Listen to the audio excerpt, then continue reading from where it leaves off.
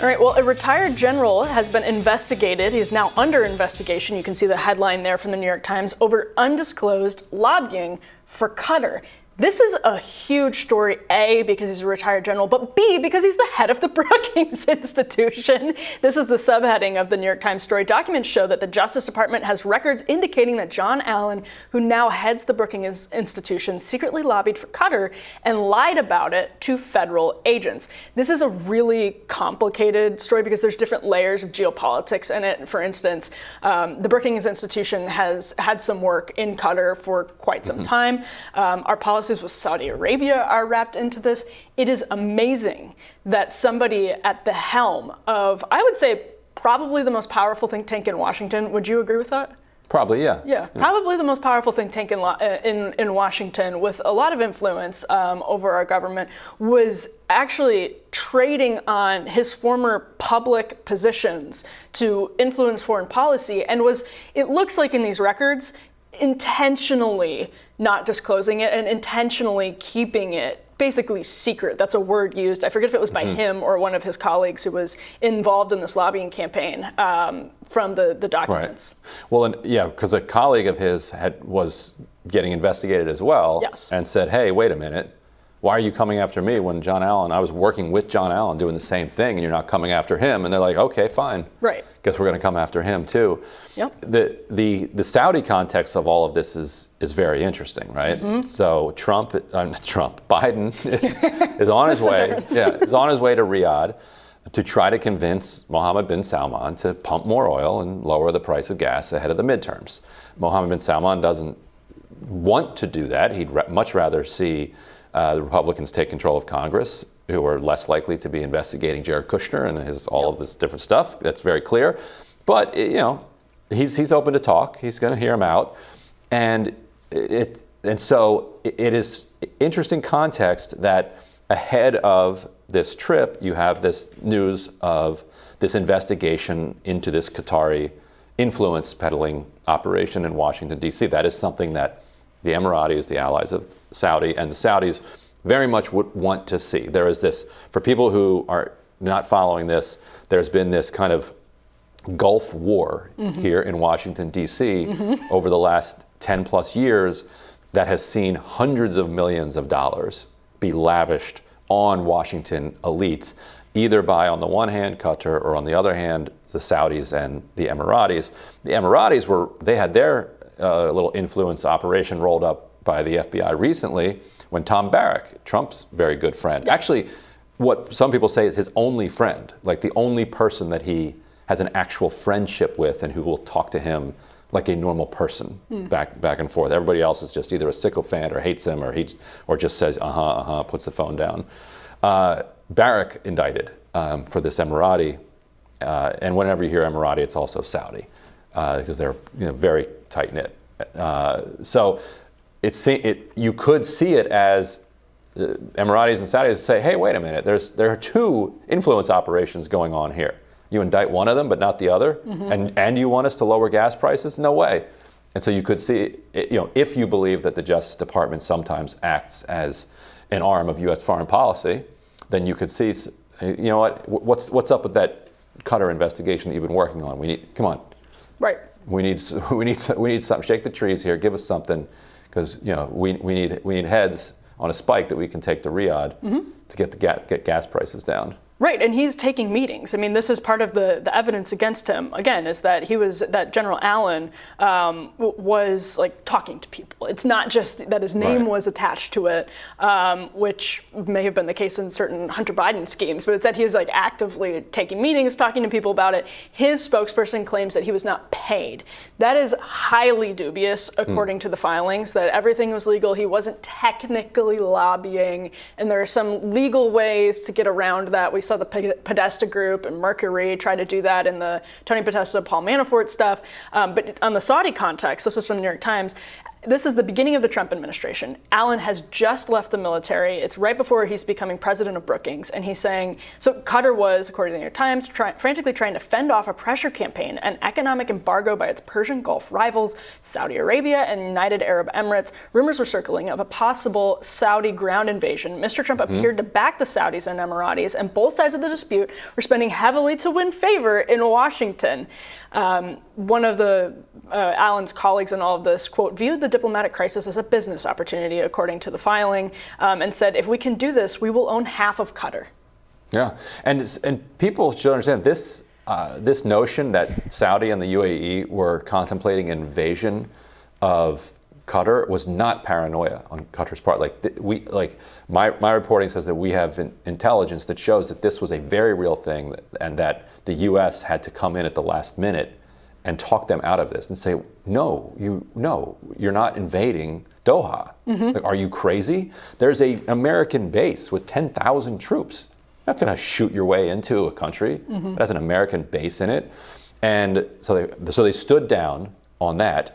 But they did blockade from 2017 up until the end of the Trump administration, blockaded Qatar.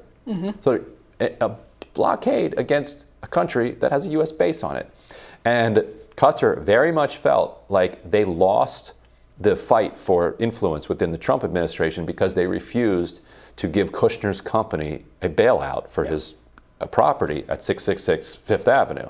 So it would stand to reason that they then started ramping up their spending everywhere else that they could find, because they're like, if it's pay to play, like, well, I guess we got to pay. And it always is. Like you said, this Gulf War in Washington, it is always pay to play. This is, for me, the crux of the story from the New York Times here. During this period, General Allen met several times with American officials, including members of Congress and H.R. McMaster, the retired three-star general who was then the White House National Security Advisor.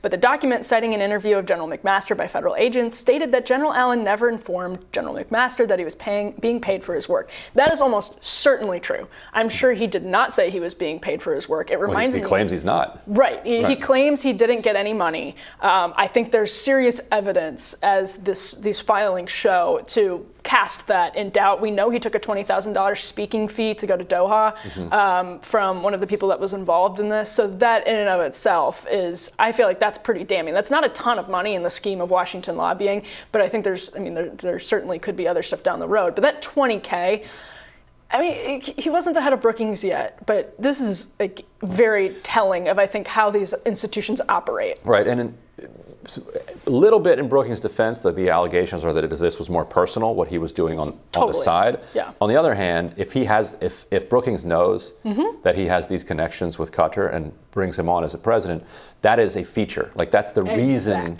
that you're bringing him on. Because usually you have the head of these think tanks, it's a fundraising job. And you're like, well, general, that's not somebody typically associated with being a great fundraiser. Oh, wait, unless you're thinking like, we're going to extract money from our client states around the world, and they're going to be the ones that are going to fund our think tank operations. Yeah, well, and interestingly, in September, Brookings ended its affiliation with the Doha Institute, which it had had for a long time. What year was that? This was September, I want to say 2017. But it's the very, very interesting state of affairs. And Ryan, I'll just ask, the feature question is such an important one, I think. It reminds me of a great CNN article that came out when the Podesta Mercury stuff was going on with Ukraine, where they were meeting with officials at the State Department, Tony Podesta was. And they said, it was pretty clear they were being paid not by this sham think tank that was set up, the European Center for Modern Ukraine, but by, at the time, the leader of Ukraine. And they're like, it was pretty clear what was going on here. And it seems like this is a really similar case. Well, if a think tank then brought in Tony Podesta to be president of a think tank, he would be brought in because of his relationships then with, say, Ukrainian oligarchs, and because you'd expect, you can tap them for resources, and that's how we're gonna fund these operations. This is a choice that we as a country make, that we're going to fund our intellectual architecture with foreign government money. Yeah. I don't know what the other options are, but to me, I think there ought to be, the same way there's a fund for kind of the humanities and the arts there ought to be a fund that can somehow be, shorn of like political influence, because you want the U.S. government to have control over all of these think tanks, but at the same time, the public wants to be clear that public intellectuals and public think tanks are developing public policy for, to borrow a term, America first. Yeah. Rather Well, than seriously, Qatar first, or the Saudis first, or the Emiratis first. Yeah, or Paul Manafort first, 100%. Yeah, and this is like, it's... Or humanity first, something. Just not for Ukraine or for whatever oligarch just is funding the operation. But it's a feature, right? Like you don't get to be the president of Brookings. And a lot of people think of like official lobbying in Washington, but it happens through unofficial channels as well, just because people's sympathies have been bought over the years via speaking fees and whatever else it may be. And this was it was too good of an example for us to pass up. We had to cover this one because it's a great window into how this city operates. Like you said, it's a choice, and we've made it, and not for, it's definitely not placing the interests of the American people who, pay the public salaries that then people then go trade on first. Yeah, very beneficial choice for a lot of people in Washington. And those trips to Dubai and Abu Dhabi and Doha are legendary. Well, so so it's forget just the fee, the trip itself, lavish meals, falcon hunting, all kinds. Like you hear the stories of people who went. They become kind of bucket list things for lanyard carrying DC people as well. And it actually connects perfectly to your radar today too. This is why these global interests have outsized influence in Washington. It's not only because of the official lobbying, although you can always follow that footprint and it's very telling. Yeah. It's also because of what happens through these different channels. Yep, a lot for sale in Washington, D.C. Mm-hmm. That'll do it for a Rising Friday. That's it. Don't forget to like, share, and subscribe so you never miss any content. And for those of you who like to listen while on the go, we're also available anywhere you listen to podcasts, and we are continuing to try to remember to read tweets because we know that if you're listening via podcast, you can't see the tweets. Yeah. I read Yeager's tweet today, so everybody listening on the podcast, you're welcome. Yeah, you have Ryan to thank for that. Ryan, that's right. As always, very thoughtful and conscious. That's right, conscientious of viewers. Well, have a great weekend, and we'll see you next week.